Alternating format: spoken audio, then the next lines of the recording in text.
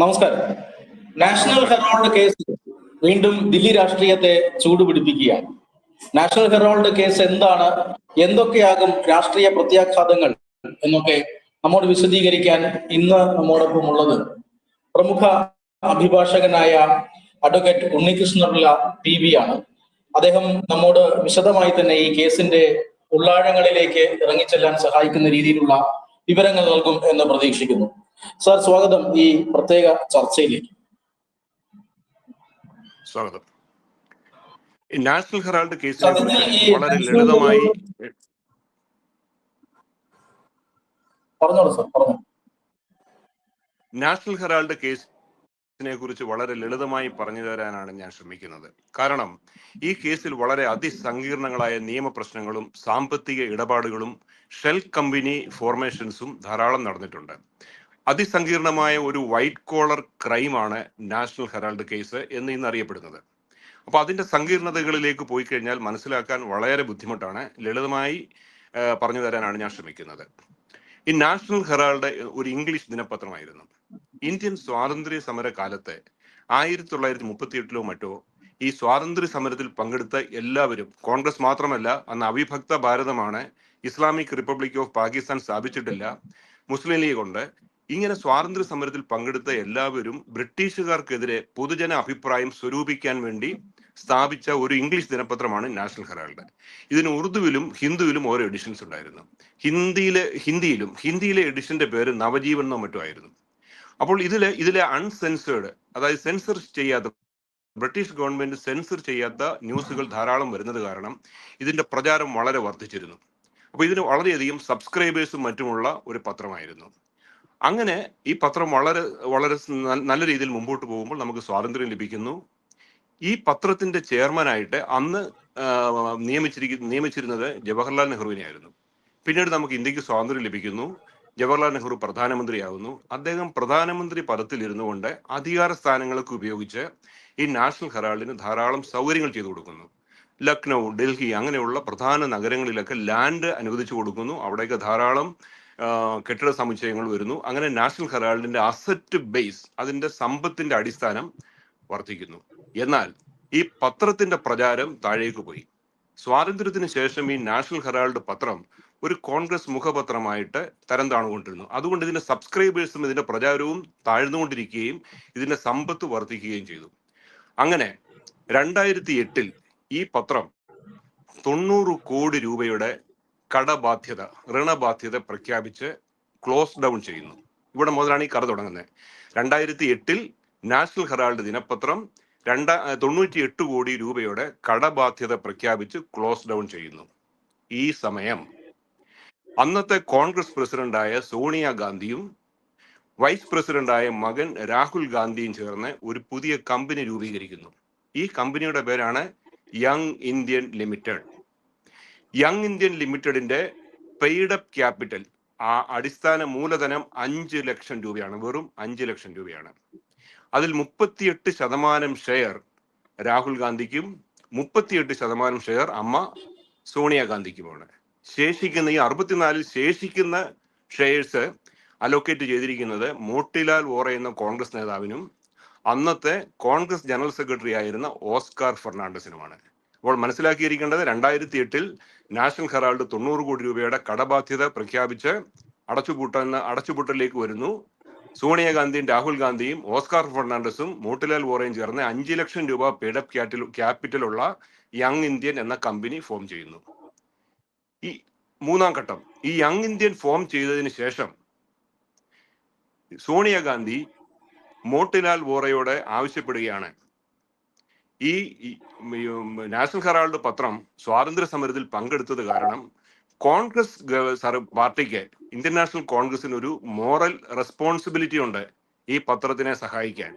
അതുകൊണ്ട് കോൺഗ്രസ് പാർട്ടിയുടെ ഒരു യോഗം ചേർന്ന് നാഷണൽ ഹെറാൾഡിന്റെ 90 കോടി രൂപ നാഷണൽ ഹെറാൾഡിന്റെ കടം വീട്ടാൻ കോൺഗ്രസ് പാർട്ടിയിൽ നിന്ന് നൽകണം എന്ന് മോട്ടിലാൽ വോറയോട് നിർദ്ദേശിക്കുന്നു.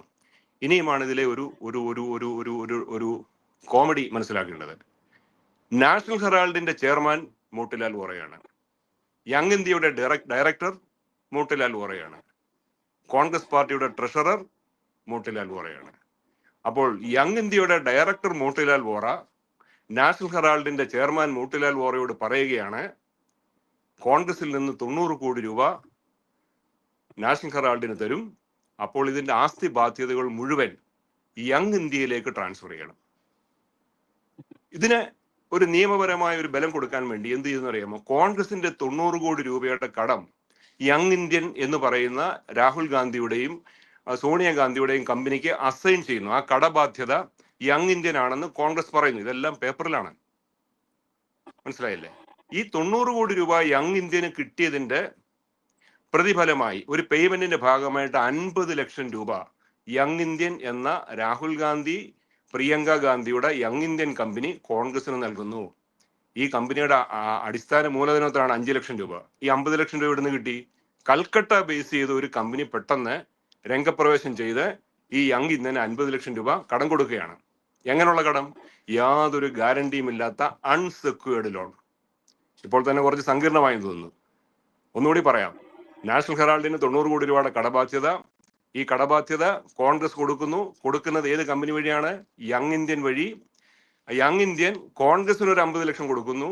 ഇത് കൊടുക്കാൻ യങ് ഇന്ത്യന് പൈസയില്ല. യങ് ഇന്ത്യന്റെ പെയ്ഡപ്പ് ക്യാപിറ്റൽ 5 ലക്ഷം രൂപയാണ്. അവർക്ക് 50 ലക്ഷം കൊടുക്കുന്നത് കൽക്കട്ടയിൽ നിന്ന് പുതുതായി വന്ന ഒരു കമ്പനി. ഇങ്ങനെ നാഷണൽ ഹെറാൾഡിന് ഈ പൈസ കൊടുക്കുമ്പോൾ നാഷണൽ ഹെറാൾഡിന്റെ 5000 കോടി രൂപയുടെ ആസ്തി യങ് ഇന്ത്യന്റെ കയ്യിലേക്ക് വരുന്നു. മനസ്സിലായില്ലേ? ഈ യങ് ഇന്ത്യൻ ഈ പ്രോപ്പർട്ടി ആസ്തി എങ്ങനെ കിട്ടിയതാണ്? ജവഹർലാൽ നെഹ്റു ഇന്ത്യൻ പ്രധാനമന്ത്രി ആയിരിക്കുമ്പോൾ ഭാരതത്തിന്റെ അധികാരം ഉപയോഗിച്ച് ഒരു പത്രസ്ഥാപനം സ്വാതന്ത്ര്യ സമരത്തിൽ പങ്കെടുത്തു എന്ന് വിശ്വാസമുള്ള ഒരു പത്രസ്ഥാപനത്തിന് നൽകിയ ആസ്തിയാണ് ഇതെല്ലാം. അതിനനുവദിച്ച സ്ഥലവും കെട്ടിടങ്ങളുമാണ്. ഇനിയും ഈ നാഷണൽ ഹെറാൾഡിന് ഡൽഹിയിലെ പ്രശസ്തമായ ഒരു സ്ഥലത്ത് 11 നിലയുള്ള നാഷണൽ ഹെറാൾഡ് ഹൗസ് എന്ന് പറയുന്ന ഒരു വലിയ കെട്ടിട സമുച്ചയമുണ്ട്. ഈ 11 നിലയുള്ള കെട്ടിടം യങ് ഇന്ത്യൻ, രാഹുൽ ഗാന്ധിയുടെ യങ് ഇന്ത്യൻ ഏറ്റെടുത്തതിന് ശേഷം ഈ കെട്ടിടം നവീകരിച്ച് അത് ടാറ്റ, MNC, പിന്നെ പാസ്പോർട്ട് സേവാ കേന്ദ്രം തുടങ്ങിയ സ്ഥാപനങ്ങൾക്ക് വാടകയ്ക്ക് നൽകി 60 ലക്ഷം രൂപ റെന്റ് കളക്ട് ചെയ്യുന്നു. ഇതിന്റെ രേഖകൾ പ്രകാരം ഈ നാഷണൽ ഹെറാൾഡ് ഹൗസ് ഒരു പ്രസിദ്ധീകരണത്തിന് വേണ്ടി മാത്രമേ ഈ കെട്ടിടം ഉപയോഗിക്കാവൂ. ഇതിന്റെ അടിസ്ഥാനപരമായ നിയമങ്ങൾക്കെതിരാണ് വാടകയ്ക്ക് കൊടുത്ത് പണം ഉണ്ടാക്കുന്നത്. അതാണ് ഇതിനകത്ത് ഒരു ഫ്രോഡുലന്റ് എലമെന്റ്. അപ്പോൾ യങ് ഇന്ത്യന്റെ കയ്യിലേക്ക് സോണിയാഗാന്ധിയും രാഹുൽ ഗാന്ധിയും ഡയറക്ടേഴ്സ് ആയിട്ടുള്ള യങ് ഇന്ത്യനിലേക്ക് നാഷണൽ ഹെറാൾഡിന്റെ പ്രോപ്പർട്ടി എത്തിക്കഴിഞ്ഞിരിക്കുന്നു. ഇത് എത്താൻ വേണ്ടി ചെയ്തെന്താണ്? ഇന്ത്യൻ നാഷണൽ കോൺഗ്രസ് എന്ന് പറയുന്ന ദേശീയ രാഷ്ട്രീയ പാർട്ടിയുടെ 90 കോടി രൂപയാണ് ഉപയോഗിച്ചിരിക്കുന്നത്. ഇനിയും ജനപ്രാതിനിധ്യ നിയമം, റെപ്രസെന്റേഷൻ ഓഫ് പീപ്പിൾ ആക്ട് അനുസരിച്ച് ഒരു രാഷ്ട്രീയ പാർട്ടിയുടെ ഫണ്ട് രാഷ്ട്രീയ ആവശ്യങ്ങൾക്ക് ഉപയോഗിക്കാവൂ. ഇത്തരം സ്വത്ത് ഏറ്റെടുക്കുന്നതിന് വേണ്ടി ഉപയോഗിക്കാമെന്നുള്ള ചോദ്യം ഇനിയും അത് കോടതി തീരുമാനിക്കേണ്ടതാണ്. അപ്പോൾ ഒരു രാഷ്ട്രീയ പാർട്ടിയുടെ ഫണ്ട് ഉപയോഗിച്ച് ഈ നാഷണൽ ഹെറാൾഡിന്റെ സ്വത്ത് മുഴുവൻ സോണിയ കുടുംബത്തിലേക്ക് എത്തിച്ചേരുന്ന ഒരു കാഴ്ചയാണ് കാണാൻ കഴിയുന്നത്.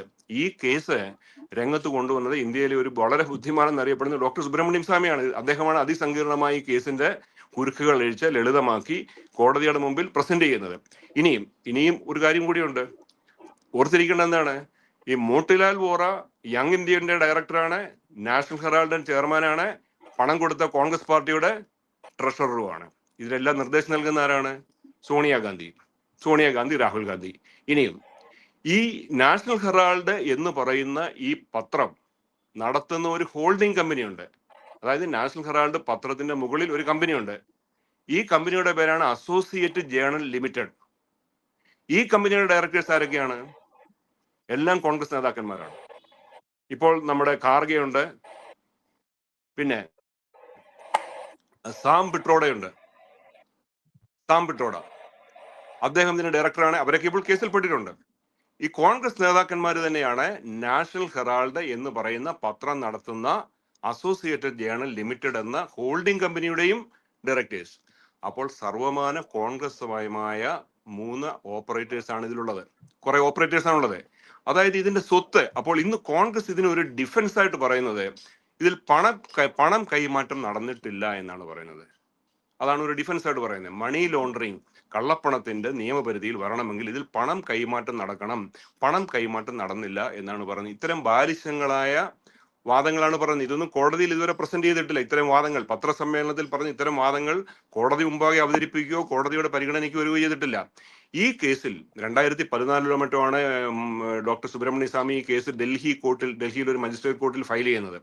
അപ്പം മജിസ്ട്രേറ്റ്, പ്രത്യേകിച്ചും ഭാരതത്തിലെ ഏറ്റവും പ്രമുഖരായ വ്യക്തികൾക്കെതിരെയുള്ള ക്രിമിനൽ കേസാകുമ്പോൾ കോടതി അബണ്ടന്റ് കോഷൻ എടുക്കും, അത്യധികം സൂക്ഷ്മമായി പഠിക്കും. പഠിച്ചതിന് ശേഷം ഇതിൽ പ്രൈമ ഫേസി പ്രഥമ ദൃഷ്ടിയ പലതരം ക്രിമിനൽ ഒഫൻസുകൾ അടങ്ങിയിട്ടുണ്ട്. Breach of trust, conspiracy, fraudulent elements, ഇത്തരം ധാരാളം ക്രിമിനൽ ഒഫൻസ് അടങ്ങിയിരിക്കുന്നത് എന്നും കോടതിക്ക് ബോധ്യമായത് കാരണം ഇവരുടെ പേരിൽ സമൻസ് അയക്കുന്നു. രാഹുൽ ഗാന്ധിയുടെയും അമ്മ സോണിയാഗാന്ധിയുടെയും പേരിൽ സമൻസ് അയക്കുന്നു. ഇവർ ഇതിനെതിരെ അപ്പീൽ പോകുന്നു. ഡൽഹി ഹൈക്കോടതി ഈ അപ്പീലിൽ ഇവരുടെ സമൻസ് നിലനിർത്തുന്നു. അന്ന് ഡൽഹി ഹൈക്കോടതി ഒരു നിരീക്ഷണം നടത്തി. Seems to be of having criminal intents, criminal താല്പര്യം ഇതിന്റെ പിന്നിൽ ഉള്ളതായി തോന്നുന്നു. ക്രിമിനാലിറ്റി ഉണ്ടെന്ന് അവർ പറഞ്ഞിട്ടില്ല, അങ്ങനെ തോന്നുന്നു, സീംസ് എന്ന് ഡൽഹി ഹൈക്കോടതി ഒരു നിരീക്ഷണം നടത്തിയ കാരണം കോൺഗ്രസ് സുപ്രീം കോടതിയിൽ അപ്പീൽ ഫയൽ ചെയ്തില്ല. സോണിയാഗാന്ധിയും രാഹുൽ ഗാന്ധിയും കോടതിയിൽ ഹാജരായി, അറസ്റ്റ് രേഖപ്പെടുത്തി, ജാമ്യമെടുത്തു. രണ്ടുപേരും 50,000 രൂപയുടെ ബോണ്ടും ഷുവർട്ടി നൽകി. രാഹുൽ ഗാന്ധി നൽകിയിരിക്കുന്ന ഷുവർട്ടി സഹോദരിയും സോണിയാഗാന്ധി നൽകിയിരിക്കുന്ന ഷുവർട്ടി AK ആന്റണിയുമാണ്. അങ്ങനെ അവർ ജാമ്യത്തിൽ നിൽക്കുകയാണ്. ഇന്ന് ആ കേസ് അതിനുശേഷം 10 വർഷക്കാലത്തോളം ഇവർ ഈ കേസ് നീട്ടിവെക്കുന്നതിന് അവധി മേടിക്കുകയും മറ്റും ചെയ്തു. പല രാഷ്ട്രീയ കാരണങ്ങളൊക്കെ ചൂണ്ടിക്കാണി. ഇപ്പോൾ ഇന്ന് ഈ കേസ് വീണ്ടും ട്രയൽ സ്റ്റേജിലേക്ക് എത്തുകയാണ്. ഇതാണ് ഇതിന്റെ അടിസ്ഥാനപരമായ ഫാക്ട്സ്. അപ്പോൾ ഇതിന് തീർച്ചയായിട്ടും പൊളിറ്റിക്കൽ വെണ്ടട്ട, രാഷ്ട്രീയമായ വൈര്യം തീർക്കുന്നു. ബീഹാറിൽ ഇലക്ഷൻ വരുന്നത് കാരണമാണ്. പിന്നെ ജാതി സെൻസസ് വരുമ്പോൾ ജാതി സെൻസസ് കാരണം ഇവിടെ വലിയ മാറ്റങ്ങൾ വരാൻ പോകുന്നു. അങ്ങനെയുള്ള ജാതി സെൻസസ് നിരോധിക്കാനും അതിനെ ഡിഫെൻഡ് ചെയ്യാനും വേണ്ടിയാണെന്നൊക്കെയുള്ള രാഷ്ട്രീയ വാദഗതികൾ ധാരാളം നമ്മൾ ഉയർന്നു കേൾക്കുന്നുണ്ട്. ഈ കേസിനെ അടിസ്ഥാനപരമായ ഫാക്ട്സ് ഓഫ് ദി കേസ്, ഈ കേസിന്റെ വസ്തുതകൾ ഇതാണ് എന്ന് മനസ്സിലാക്കിയതിന് ശേഷം ഇനി വരുന്ന പൊളിറ്റിക്കൽ ഡെവലപ്മെന്റ്സ് നമ്മൾ വായിക്കുകയും പഠിക്കുകയും മനസ്സിലാക്കുകയും ചെയ്യുമ്പോൾ ഇതിന്റെ അഴിമതിയുടെ വ്യാപ്തി മനസ്സിലാവും. ഇതിപ്പോ ഈ വിചാരണ ഘട്ടത്തിൽ ആയിക്കഴിഞ്ഞു, വിചാരണ തുടങ്ങിക്കഴിഞ്ഞു. ശിക്ഷിക്കപ്പെട്ടാൽ എത്ര വർഷം വരെ ആയിരിക്കും? ഇപ്പൊ സോണിയാഗാന്ധി 1-ാം പ്രതിയാണെന്നും രാഹുൽ ഗാന്ധി 2-ാം പ്രതിയാണെന്നും മനസ്സിലാക്കും. അങ്ങനെയാണെങ്കിൽ എത്ര വർഷത്തെ ശിക്ഷ വരെ ലഭിക്കാം? അത് ശിക്ഷയുടെ തീർച്ചയായിട്ടും അത് കോടതിയുടെ ഡിസ്ക്രിപ്ഷനിൽപ്പെട്ട കാര്യമാണ്. ഇതൊരു ക്രിമിനൽ ഒഫൻസ് ആണ്. ഇത് ജയിൽ ശിക്ഷ കിട്ടുന്ന ശിക്ഷയാണ്. അതിന്റെ പീരീഡ് ഓഫ് പണിഷ്മെന്റ് കോടതിയുടെ ഡിസ്ക്രിപ്ഷൻ അനുസരിച്ച് കോടതിയുടെ ഡിസ്ക്രിപ്ഷൻ ആണ്. പണിഷ്മെന്റ് ഒഫൻസ് ഉണ്ടെങ്കിലും അത് കോടതിയുടെ ഡിസ്ക്രിപ്ഷൻ ആണ്. ഇത് ജയിൽ ശിക്ഷ കിട്ടുന്ന വലിയ ഒഫൻസ് ആണിത്. ഇത് ഇപ്പോൾ തന്നെ അവർ ജയിലിൽ ബെയിലല്ല, ജയിലാണ് വേണ്ടിയിരുന്നത്. പിന്നെ VIP കളിലുള്ള പരിഗണനയും അവരുടെ രാഷ്ട്രത്തിനോട് നൽകിയ സേവനവുമാണ് ഇതിന് പരിഗണിച്ചിരിക്കുന്നത്.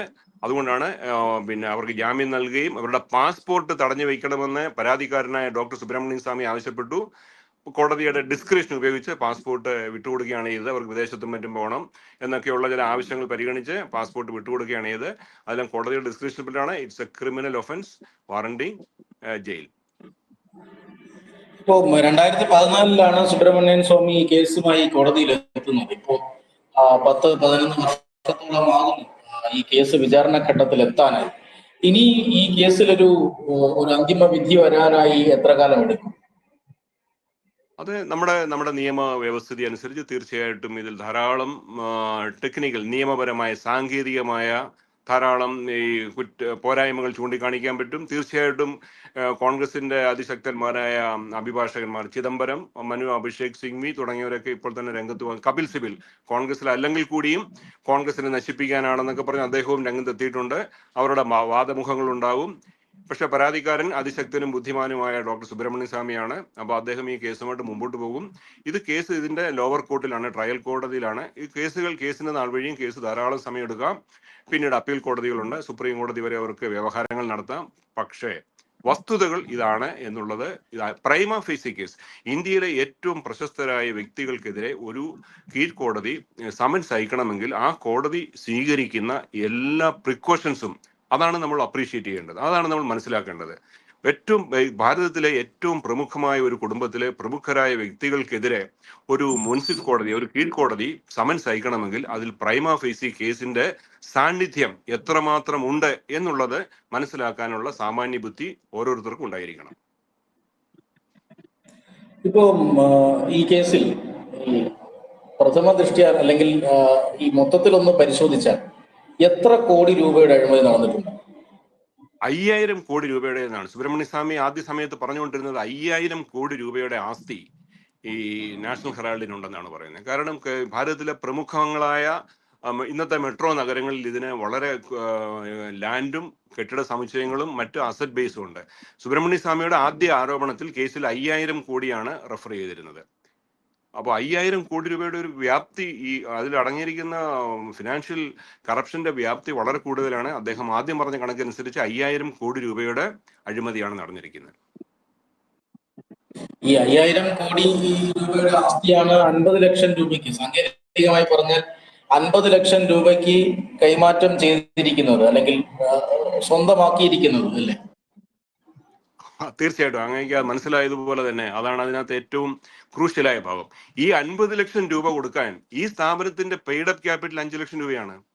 യങ് ഇന്ത്യൻ ലിമിറ്റഡ് എന്ന് പറയുന്ന ഈ 5000 കോടി രൂപയുടെ സ്വത്ത് കിട്ടിയ കമ്പനിയുടെ പെയ്ഡപ്പ് ക്യാപിറ്റൽ, അടിസ്ഥാന മൂലധനം 5 ലക്ഷം രൂപയാണ്.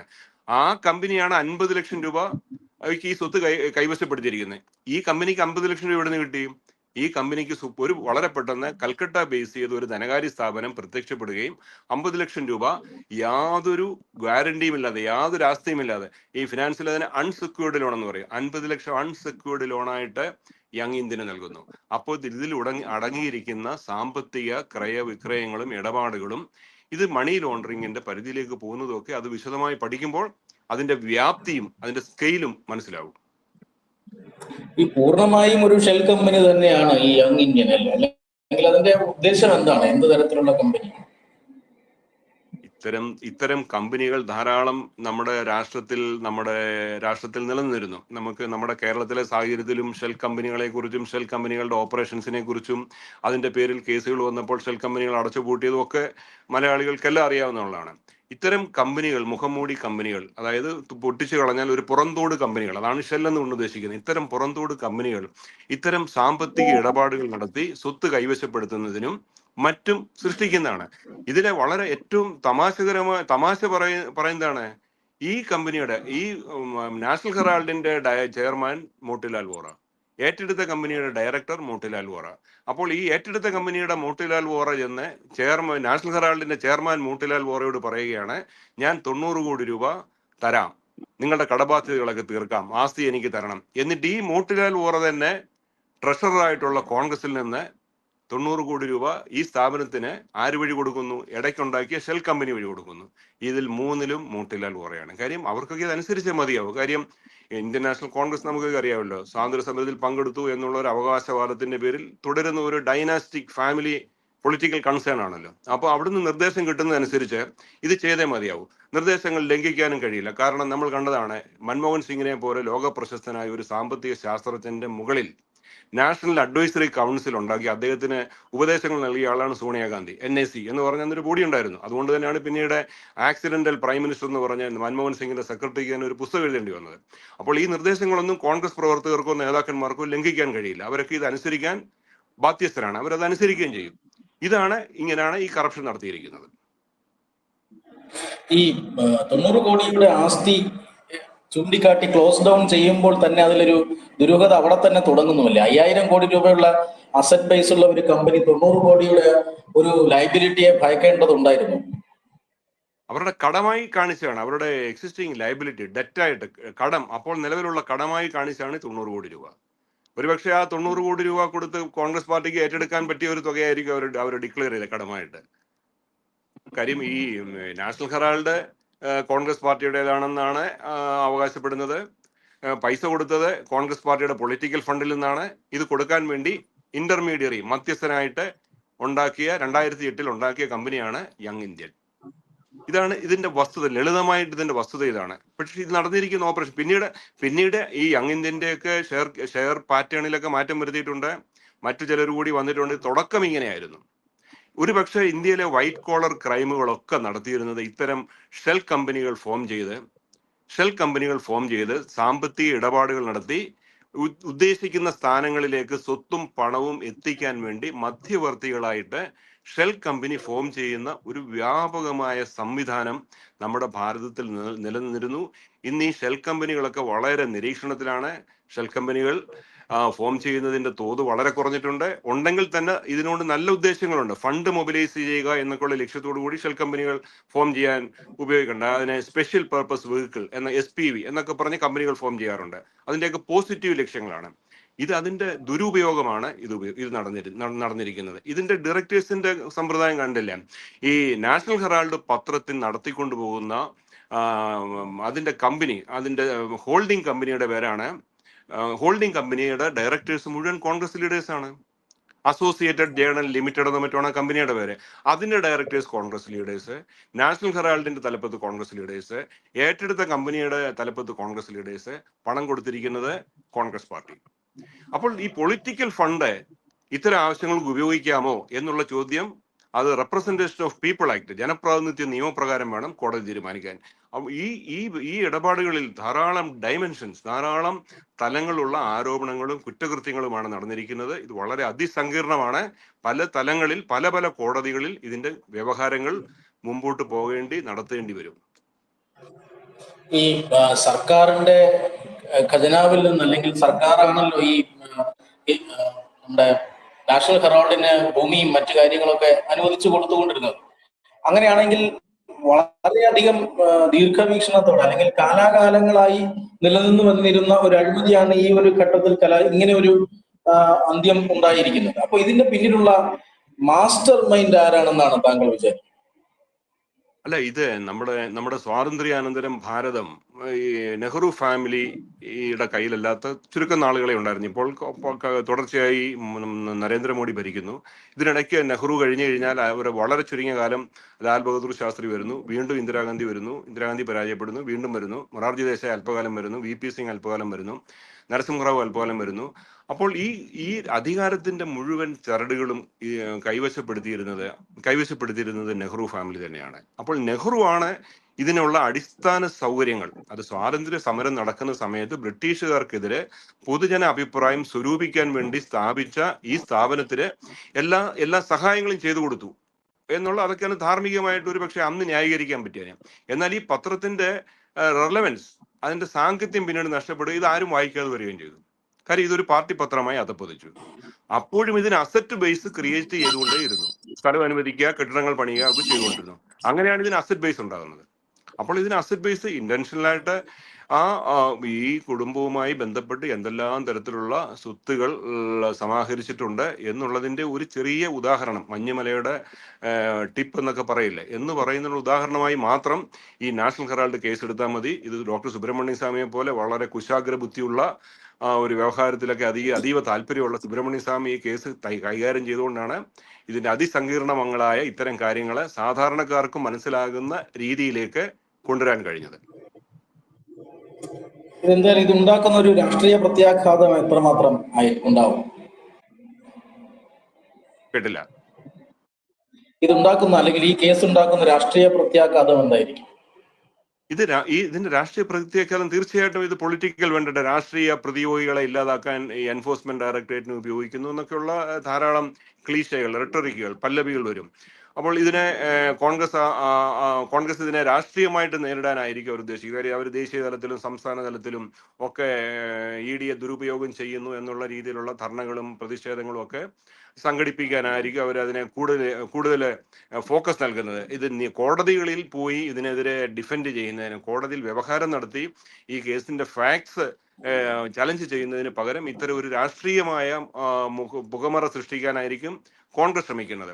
പക്ഷെ ഇവിടെ തന്നെ കേരളത്തിലെ പ്രത്യേകത വന്നു കഴിഞ്ഞാൽ ഇപ്പോൾ മുഖ്യമന്ത്രിക്കും മകൾക്കുമെതിരെ ED അന്വേഷണം നടക്കുന്നുണ്ട്. അപ്പോൾ അവർക്ക് ഇവിടെ ED അന്വേഷണത്തിന് സപ്പോർട്ട് ചെയ്തുകൊണ്ട് ഈ ED അന്വേഷണത്തിനെ എതിർക്കുക എന്ന് പറയുമ്പോൾ പ്രത്യേകിച്ചും കേരളത്തിലെ കോൺഗ്രസ് നേതൃത്വത്തിന് ഒരു വെട്ടിലാക്കുന്ന ഒരു സാഹചര്യമാണ് ഈ നാഷണൽ ഹെറാൾഡ് കേസ് കൊണ്ടുവന്നിരിക്കുന്നത്.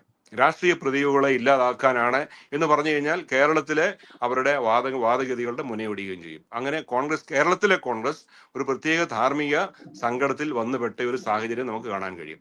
ദേശീയ തലത്തിൽ ഇതിന്റെ ലളിതമായി വസ്തുതകൾ ആളുകളെ പറഞ്ഞ് മനസ്സിലാക്കി കഴിഞ്ഞാൽ ഈ കേസ് എന്താണെന്നുള്ള ആളുകൾക്ക് മനസ്സിലാകും. അപ്പൊ ദേശീയ തലത്തിൽ ഇതിന് നടത്തുന്ന പ്രതിഷേധങ്ങള്, പ്രതിയോഗങ്ങള്, ഇത്തരം കാര്യങ്ങൾ എത്രമാത്രം അതിന് ജനങ്ങൾ സ്വീകരിക്കും എന്നുള്ളത് വരുന്ന ആളുകളിൽ നമ്മൾ കണ്ടറിയണം. എന്തായാലും വളരെയധികം നന്ദി. ഈ കാര്യത്തിൽ വളരെ വിശദമായി തന്നെ സമഗ്രമായി തന്നെ നാഷണൽ ഹെറാൾഡ് കേസിനെ കുറിച്ച് പറഞ്ഞതിന് നന്ദി sir. Thank you. Branding partner Edubix online executive education, focus physiotherapy centre Pattom, Unnat engineering Gujarat, തീർത്ഥയാത്ര.com, iron build Gujarat, PRS hospital Killipalam Thiruvananthapuram. 5 തലമുറകളായി നിങ്ങൾക്കൊപ്പം. തുമ്പമൺ ശ്രീ വടക്കുംനാഥൻ ക്ഷേത്രം, അമ്പലക്കടവ്, പത്തനംതിട്ട. ശ്രീമദ് സ്കന്ദപുരാണ മഹാസത്രം 2025 മെയ് 11 മുതൽ 18 വരെ. ബ്രഹ്മശ്രീ മുംബൈ ചന്ദ്രശേഖര ശർമ്മയുടെ മുഖ്യ കാർമ്മികത്വത്തിൽ മഹാഗണപതി ഹോമം, സ്കന്ദപുരാണ പാരായണം, മഹത് പ്രഭാഷണങ്ങൾ, പൂജഹോമാദികൾ, കലാസാംസ്കാരിക പരിപാടികൾ. സത്രയജ്ഞ കർമ്മങ്ങളിലേക്ക് എല്ലാ ഭക്തജനങ്ങളുടെയും സാന്നിധ്യവും സഹകരണവും സാദരം അഭ്യർത്ഥിക്കുന്നു. മഹാസത്രവേദിയിൽ മെയ് 18 പഴനി അരുൾമിക ദണ്ഡായുധപാണി സ്വാമി ദേവസ്ഥാന അർച്ചക സ്ഥാനികർ ശ്രീസെൽവ സുബ്രഹ്മണ്യ ശിവശാരിയാരുടെ മുഖ്യ കാർമ്മികത്വത്തിൽ നടക്കുന്ന അതിശ്രേഷ്ഠവും സർവൈശ്വര്യദായകവുമായ സ്കന്ദഹോമം. സ്കന്ദമഹാപുരാണ സത്രത്തിന്റെ ആദിമധ്യാന്തമുള്ള സമ്പൂർണ്ണ തത്സമയ കാഴ്ച തത്വമയി നെറ്റ്വർക്കിൽ.